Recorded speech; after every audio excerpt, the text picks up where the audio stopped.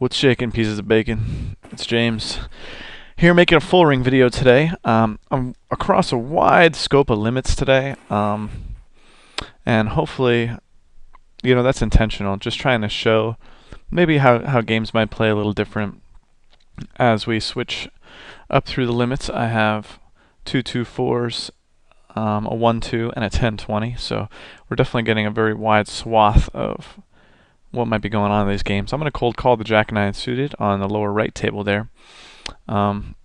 Figuring that this guy who min raises in middle position might not be the strongest player.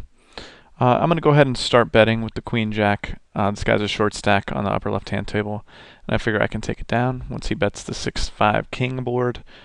Really, I don't have anything to do except fold. On my 10-20 table, for what it's worth, my strategy is really going to be to play fairly aggressively with this short stack here, XXK. I'm going to be really attacking him. He seems to raise a lot in the blinds, but also seems to be pretty weak, so I'm happy with my seat on him so I can have access to his button raising. Should it be folded to him.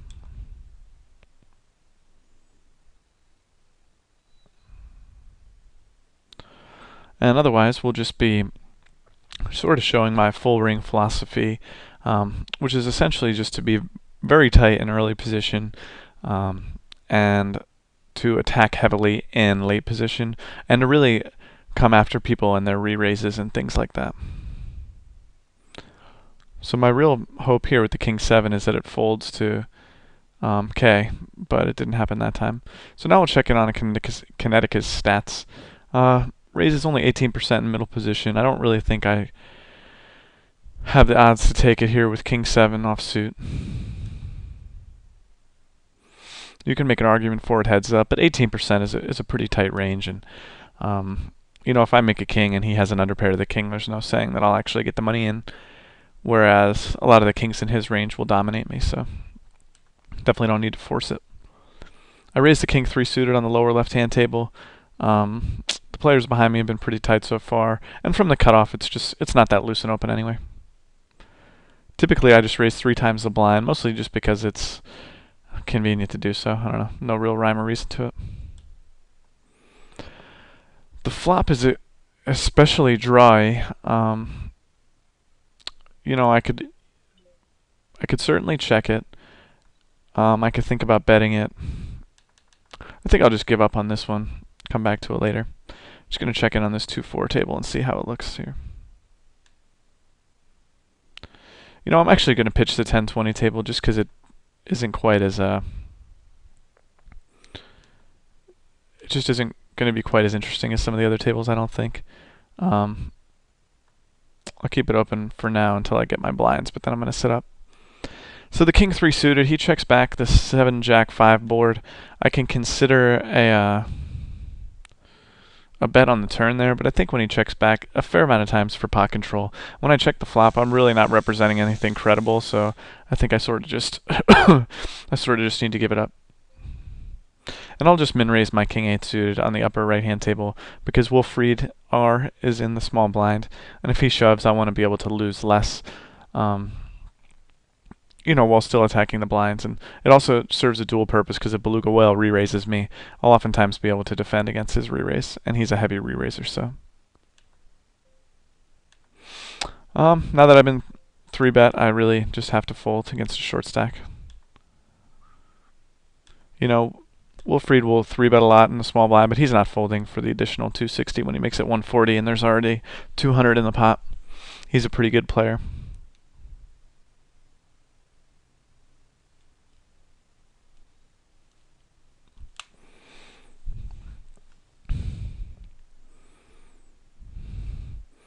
Ace-King in a full ring game.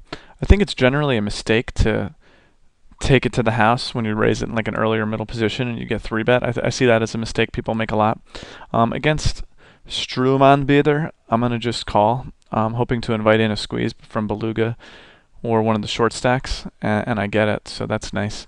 And now, well, he instantly calls, which is very, very odd. I sort of think he would only do that. I don't think he would just insta call if he had a big pair. Well, like aces or kings or queens for that matter. I think that it's a fair chance he has the same hand as me, or he has like ace queen. So I'm just gonna shove it in here and try to invite him to fold if he has a hand that is flipping with me, or like pocket nines or something, or maybe he can talk himself into a bad call with ace queen, or maybe he can even fold ace king. I don't really know. I think he'll probably call ace king, but I still like a shove here anyway. Because a lot of times I'll wind up being up against two smaller pocket pairs, and that's a good spot for ace king. Because you're still essentially flipping, but now you have the money from two opponents in there. So I wind up with a good spot. A bad result, but that's life.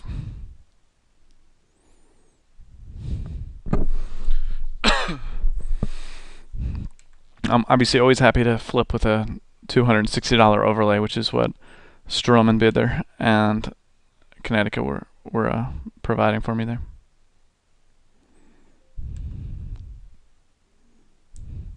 But I do like to take that line with ace king from time to time specifically, just because, like I said, I don't think I gain a ton by just 3-betting it against a tight player, because I think he'll wind up folding a lot of dominated aces, and I'm happy to just take a flop and then win a nice medium-sized pot if we both flop an ace or both flop a king, if he has a dominated king.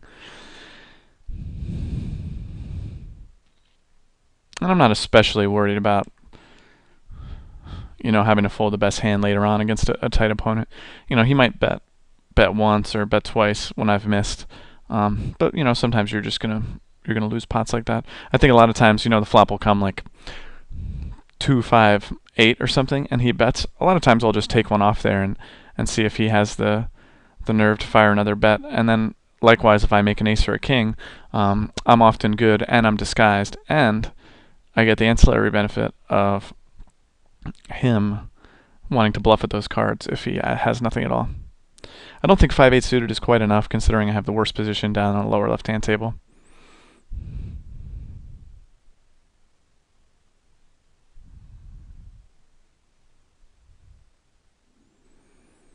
And I'm just going to get up from this table now.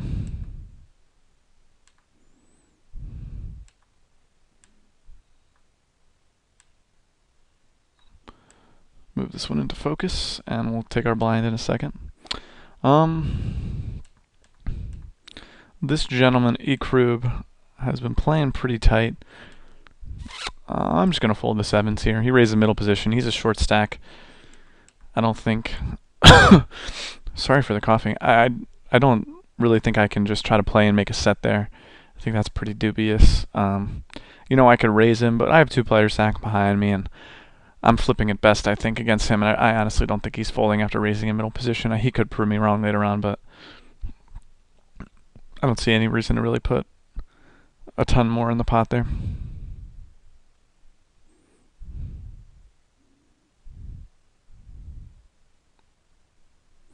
So you'll see a lot of that out of me, like I did with the ace-king. A lot of calling with good but not magnificent hands, like ace-queen, ace-king, ace-jack, because I don't want to encourage my opponents to fold dominated hands. And now this fella has only played one hand out of the 16 he's played so far, but ace-queen rather, is still too good to fold, I think. I don't want to 3-bet it, though, because for the same reasons as before, I don't want to make him fold a better hand, or a worse hand, sorry. He bets this flop. He's pretty tight. I'm just going to give this one to him. I think to bet that flop for such a tight player, he would probably need to have some sort of piece or an overpair or something. He might prove me wrong later on, but that's the assumption I'll operate on for now. And I also don't 3-bet ace-queen against really tight players like that too, because even if they're not as tight as I assume, and they will call with a hand like a suited connector, my hand is never really disguised on the flop. Ace comes, I've got an ace. If a queen comes, yeah, I guess, but if the flop comes low cards, I'll often not know how to proceed. Let's check out this 3-6 for a second here. This 3-6 actually looks like a pretty good game. So I might just take that instead of the 2-4. So we'll just get up from there. And then on the next hand, you'll see me 3-betting the 10-9 suited, and that's sort of for the opposite reason. Now I have 10-9 suited, and he's raised 2 hands in a row. He might not be as tight as we thought. I'll make a lot of disguised hands with 10-9 suited, and I'll be able to bluff boards like ace high boards and things like that. So I have a two-street benefit. First of all, with the ace queen, on an ace XX board, betting, how much does betting really gain me? Because it's hard for him to have a worse ace. And then since the ace is on the board, he's often just going to fold worse. And now on the flip side, when I have the 10-9 suited and the flop comes ace 4-3, I'm happy to bet and just take it down right there. And if called, I can be pretty well aware that my opponent's got a nice hand and he's probably going to stick with it.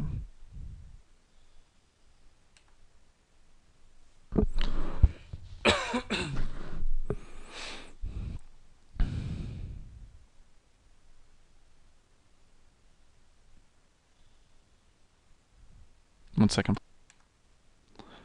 Alright, we're back. You didn't miss anything. I'm just going to post my blind on the 3-6 table up there because I don't feel like waiting a whole nother round. So I check in with Lucky Fish. He's folded a few times in the past, or maybe just once to 3-bets. He raises a fair bit of hands, a ton actually, in middle position. So I'm gonna pop him here. 6-9 suited. If he does call, we'll make some disguised sorts of hands on the flop, and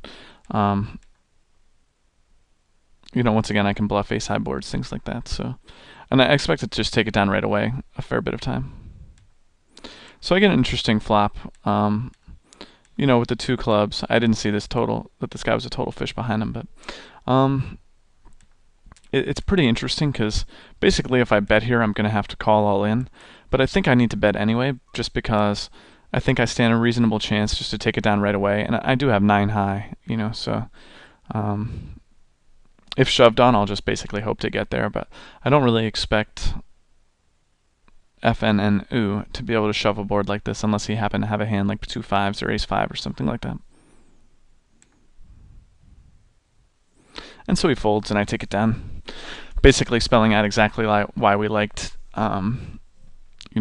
3-betting speculative hands against opponents who may or may not know that we're apt to do so. And you'll see there's a lot of fairly weak passive players in these games. My red note, if you haven't watched my previous videos, generally just declare someone as someone who I'm keeping an eye out to try to play with in the future. 5-6 suited on the lower right hand table versus a min raise is just not quite enough hand, considering he's not a full stack or anything.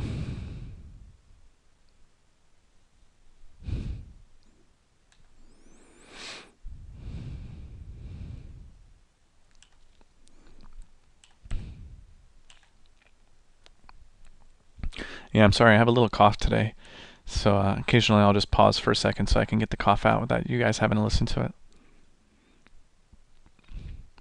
But I feel pretty good about all these games. Predictably the 3-6 seems to be the worst game on the upper right there. Although I haven't seen this Alfie before, and it's possible that he might not be a strong player because he's played his first 2 hands without raising either one of them.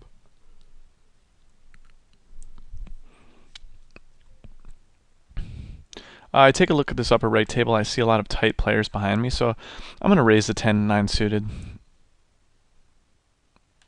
And it's not quite a full table. We have people sitting out and stuff, so it's not quite as early position as it seems on the surface. And the 2 5s, I'm just going to fold. Certainly taking it down with the 10-9 suited was a fine result. I could think about raising the 8-4 offsuit on the upper left-hand table, but I decided not to, just because, my blinds are loose passive players too, so I don't want to get into a situation where I have no clue what they have and they're just calling along with whatever. I call it the ace-queen on the lower right-hand table because I find my judgment on that player is that he's somewhat weak. Same reasoning as earlier. I don't really need to 3-bet it and spook him off or anything. It's kind of funny when he checks this flop, because I see a lot of weak players doing that to slow play. But on the same token, he could have like a pair underneath the queen, and checking might be just enough to get him to get away from it later, to give me more money later on. I 3-bet the ace deuce on the lower left-hand table. I've got an ace taking out of his range, and I think that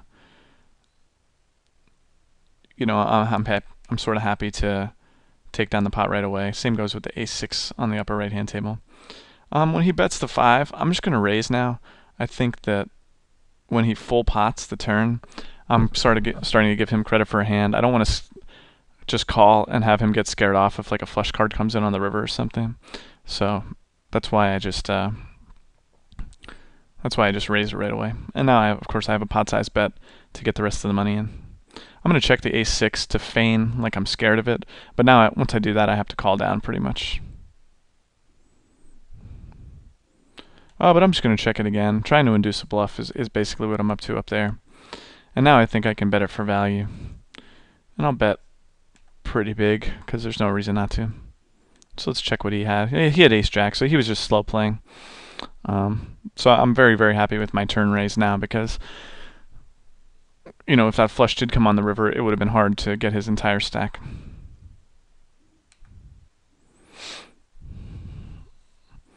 And this player just didn't know what to make of my odd line with the check and back routine. He called me down with pocket 4, so you know, he probably would have peeled one off on the flop, but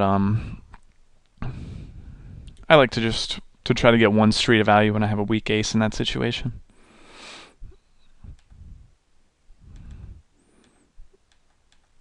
And check down a high board.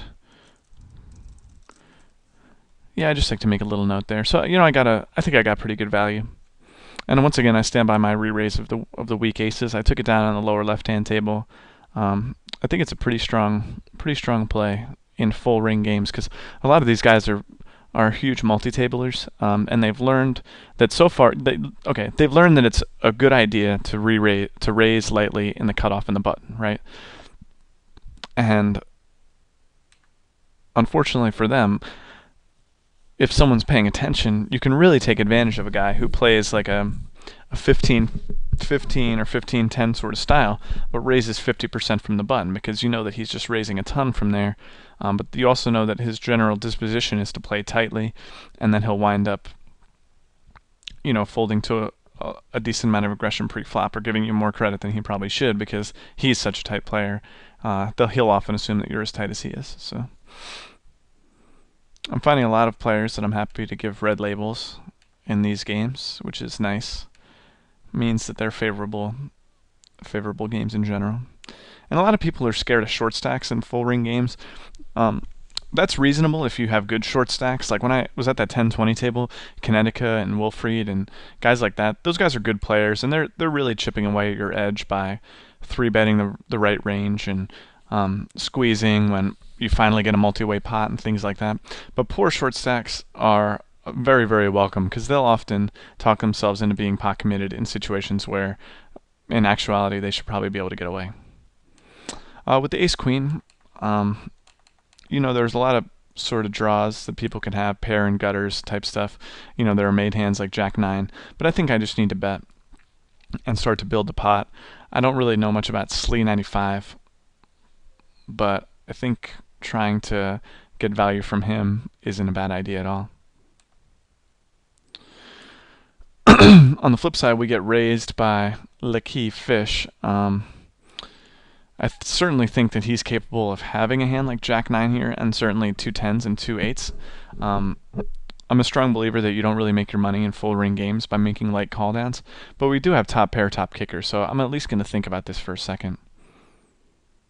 Because, you know, I did c-bet into 2 opponents. He did raise me pretty quickly. You know, I think if there were a flush draw out there, I could have more of a reason to continue, because that sort of gives him more hands in his range that I beat. But on a board like that, you know, maybe he's very aggressive and he's very sharp and he's super tough. But for now, I'm just going to fold it, and I think it was the right play, because that was the first time in 4 tries versus a pre-flop raiser where he decided to raise the c-bet. And like I said, I did c-bet into two players, which I'm sure he was aware of. And I'm just going to fold the ace-queen down here. I really have no reason to think that Suresh is capable of getting it in really light from the small blind there, and Titanus himself has only played one hand in the 21 at the table so far, so I'm actually, fairly likely to give him credit for a hand. I don't think I can call the Jack-10 on the lower right-hand table.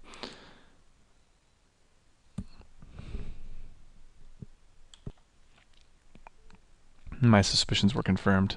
There was a set and two pair out there. I am going to c-bet the ace-high board up here. I'm not going to c-bet too much, though, because my read on this guy is that he's a weak player. I think if he has an ace, he's coming along. If he has no piece of the board, he'll just fold. This time he raises, so I can happily just get away.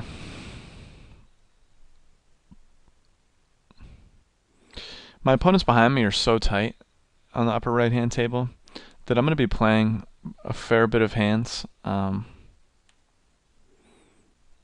And he doesn't really raise from early position, so I'll fold the king-9 suited. Then I'm going to raise a fair bit of hands and expect to get it heads up with Alfie, or I can raise to isolate Tybaldus or do things like that. And I think that that's going to give me a nice situation at some point.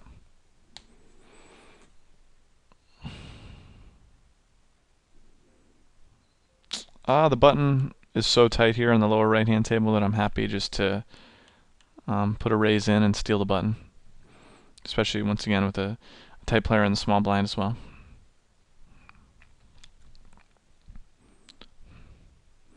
Lakeith Fish is a guy I'm going to be keeping my eye on. He seems to be a pretty aggressive player compared to a lot of these players, playing a 30-18 with a 13 3-bet. Like I said, it is pretty aggressive for these games. It's a pretty dry board, so I'm going to go ahead and c-bet it. I expect that he has like a small pair or something, but I'm not sure if he's going to be able to call 3 streets of aggression with it, so I'm going to sort of take the idea that I'm going to keep betting here. I think I'll hear from like Jack-10 or something if he has it there. The 7 is a pretty darn bad card for me, because I definitely think that 9s and 7s were both a very solid part of his range. So at this point, I think I'm pretty much dead in the water. Well, now that he bets, I'm obviously dead, but I don't think I was going to bet anyway there if check 2.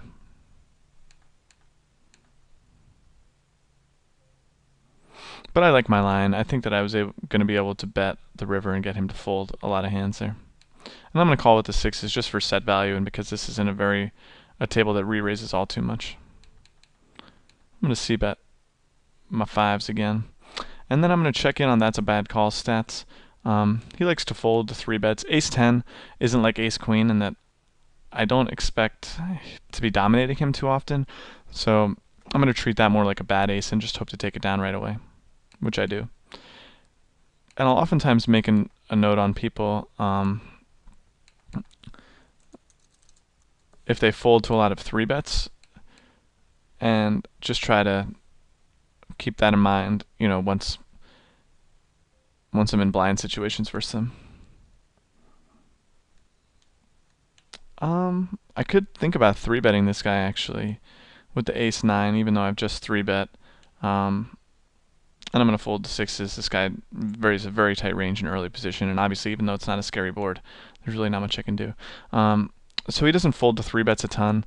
I do have only ace-9, and we're deep, so I expect him to call with a wider range. If we were just... Oh, we're not that deep. I forgot that was a 3-6 table. I was going to say, since we're deep, I expect him to call a wider range, but I mean, even with stacks 20% bigger than normal, like 120 blinds, that's somewhat deep. But folding to 63 bet is really not that high. I mean, that's fairly typical actually. So I'm not going to bother going after him too much especially when that's a bad call is there with in my limited sample a 90% fold to 3-bet. Tybaldus is not a guy I'm going to be 3-betting too lightly with 7-6 offsuit, because I think he'll just be seeing a lot of flops against me now after he saw my ace-6 line.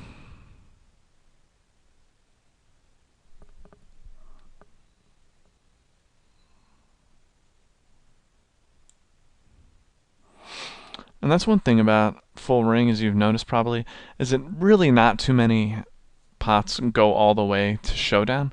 Um, and when that's a pattern, you need to really think about what how your actions should change in a game where people really aren't going to showdown very often.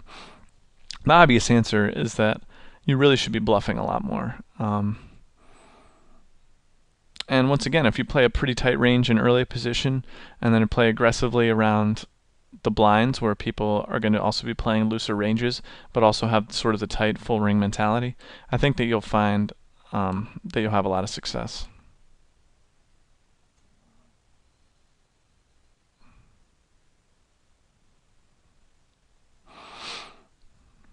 I used to play a much looser pre-flop game in full ring games, but there are really just so many short stacks now that it's tough to make it profitable to raise like a lot of suited connectors in early position and things like that because um, those short stacks are just shoving any pair, and you're really not gaining anything by doing it.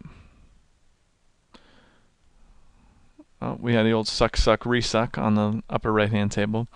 Tyball, this has got to be just losing his mind now after making trips and having those kings suck out on him. Probably sad because it's not like a bad beat jackpot table or anything.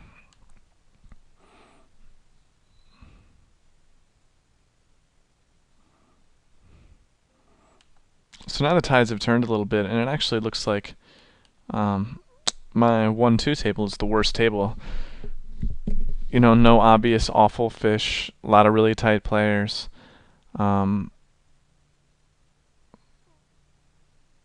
Yeah, I just don't see a lot of money at that table, but hopefully I'll get in some situations where I can steal some. I folded the 8-2 offsuit on the button there. There's short stacks in the blinds, and I just don't need to be making a stab with all of my hands. I will 3-bet Suresh if he raises here though, and I will raise it myself considering I have the button since the other guy had timed out. I'm gonna start betting here against Grubomir. Yes, it's a drawy board and one that connects with his range a fair amount, but I think it's going to be hard for him to call 3 big bets. So I'm just going to put 3 bets in and hope to take it down. And he folds for the second bet. So that's a situation where your first instinct is to just check because it's going to connect with a lot of your opponent's range. But really, if you are aware of the cards that are going to improve your opponent's range, and you can slow down when those come in, while continuing to keep the pedal to the metal when it's unlikely that your opponent has improved, I think you'll find yourself in a lot more good bluffing situations. I think a lot of people get frustrated with bluffing in these games because I think a lot of times bluffing a scare card, a quote-unquote scare card, isn't a good idea. Like if a king came and it completed the straight to the jack, I don't really think that's a great spot to bluff in these games because I think a lot of your opponents are just going to have that jack themselves and check it to you. Whereas like if the board came running blanks and you shoved, all of a sudden your opponent's even queen jack is not looking as good as it did a few minutes ago. Just because not as many people bluff spots like that. I raise with the ace-3 suited when a poor player limps in the small blind. I think that's pretty much automatic. I c-bet. Now, I'm in an interesting spot here because I do think that my opponent is not very good.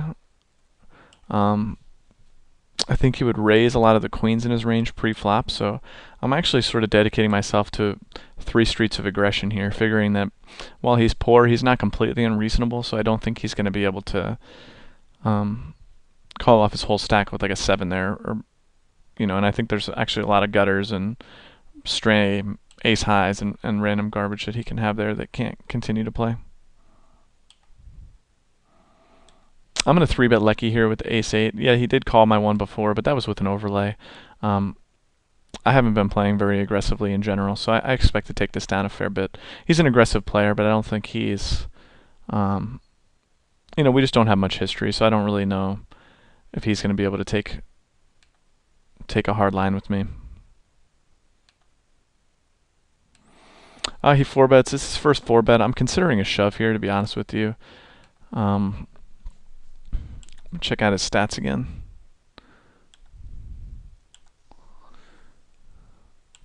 Uh, I have an ace, which was what makes it tempting. It gives me about 30% equity versus most of the hands that he would call with. Um, but I think this time I'm just going to fold it and live to fight another day. Once again, this BG guy, it's not a huge folder, so I don't really think I can slam too hard with my naked ace when we're deeper than normal. I will call my pocket fours here with the idea that I don't really know these blinds too well, but they don't seem too aggressive, so. And I'll call if Morphidium or whoever shoves. So this is an interesting spot. My opponent's c-bets a very, very wide range, and he also raises a pretty good range in middle position, so I'm actually going to raise here and bet the turn in most cases. And I'm going to re-raise my ace-4 suited down here, figuring to take it down most of the time. So yeah, I raise my pocket fours, and I don't think he's going to be able to necessarily to go here with a hand that can't beat an ace. So yeah, he folds, and I'm happy with the result. That's one of the dangers of having such a high c-bet percentage as you start moving up in limits, is that observant players will really start challenging you a lot. I'm in an interesting spot here with my ace-4 of diamonds. I'm tempted just to bet and build a pot. I'm considering, I really don't want to be raised, and I want to sort of give him an opportunity to bluff. So I'm actually just going to check and play for a little bit of pot control. Now I'm going to bet because I'm free rolling against better aces than mine. It's not out of the question that he has a king. Of course, now I'm just not happy at all, because if he has a king, I'm effed, and he's obviously not going to call with anything worse now. So I think I just got to check. I think he has like ace-10 or ace-jack or something. Okay, so he just turned the queen. Nothing I could do there, really.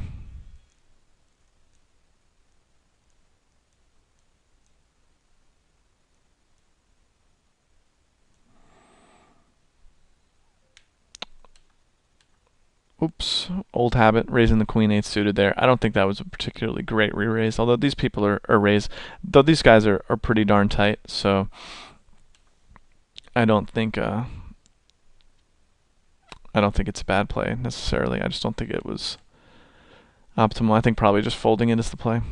Although I'll probably wind up getting heads up against Alfie or something, and that's not a bad spot, obviously.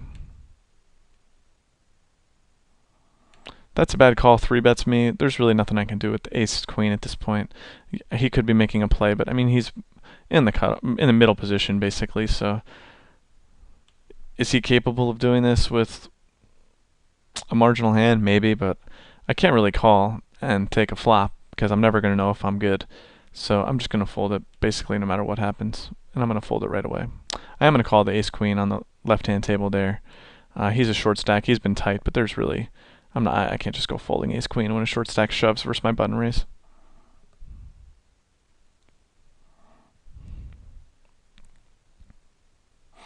Really, another thing I would challenge you to do is use your HUD to keep an eye on short stack tendencies, because a lot of these guys will raise like upwards of 60% from the small blind or the button when it's folded to them.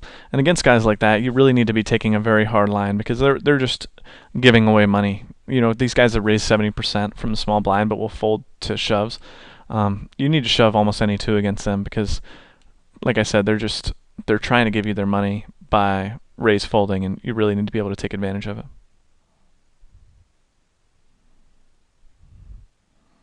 Alright, so I think I'm going to take one more spin around the blinds here and call it a video. I think it was a fairly good video today. I think you got to get some good insight into a lot of my general strategies when it comes to playing full ring. I think I played pretty well. I'm trying to place... There was one play that didn't quite sit with me. What was it? No, I think I just played a pretty tight, good game overall.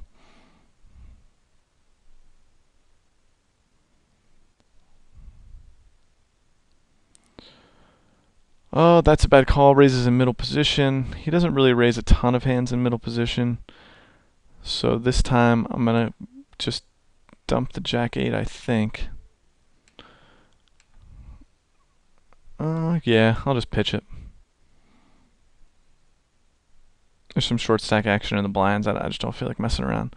Probably a little too deep to squeeze with a Jack 9 offsuit, especially since Lecky has seen me fold to 4 bets and things like that. And I've just been 3-betting him a decent amount, more than others, just because I had my eye on him as a decent player. So we'll see how our suspicions were on the upper right-hand table. Morphinium shoves, which he definitely would have done if I played my Jack 8.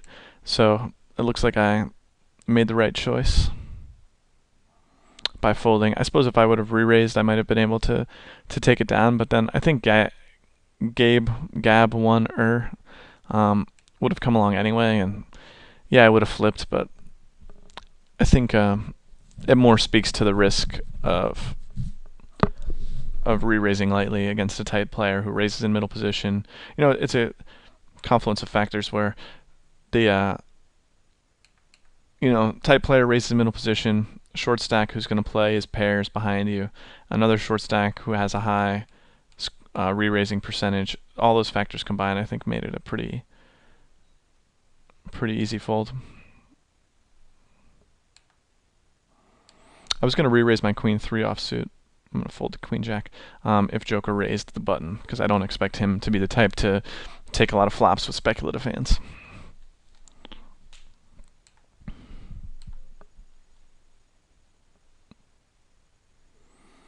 I'm going to call my queen jack suited here, though. Lecky's been raising a decent range. Carl's not a shover. And there's definitely a chance I can get in a good position spot against some of these guys with a hand with such great drawing potential. So I make a queen. My general strategy here is going to be to try and get to a showdown. I expect Lecky to c-bet a fairly wide range on a queen XX board. And obviously the jack is a money card. My question here, see, this is going to be a funny play. I'm going to take a little bit of an unorthodox line here. I'm going to bet and try to make it look like a small blocking bet, hoping that I can get him to shove a hand like an overcard or ace queen or something. And when he just calls, it's not great when the 8 of hearts comes off on the river, because now I really can't stick with my same strategy. But I'm going to just bet a little bit less than half the pot, and I'm going to fold to a shove, I think, because I don't think he's going to turn a made hand into a bluff here. And when he shoves, I really just think he has it. I'm getting a pretty good price, obviously, but the question is, am I honestly good 1 in 4 times here? I really just don't think so. So I'm just going to fold it. He doesn't really know me that well. I don't think he's just going to go shoving his whole stack in there with just a willy-nilly bluff. So I think that folding was the play. But I think I also need to bet and try to get value from an overpair or something like that. And if he turned a made hand into a bluff, God bless him. But that was the situation. I still like my half pot turn bet on the turn, just because I think that would have invited shoves if he actually did have an overpair, or a bigger hand, or even like, he might talk himself into it with the pair under the queen. Because I think my bet looks an awful lot like it's trying to see a cheap river. All right. After this queen's hand over, I'm going to call it. But thanks a lot for checking in, guys. I had fun making the video today. I look forward to your feedback, and I hope to catch you guys again in another full ring video in the future. Until next time, guys. Adios.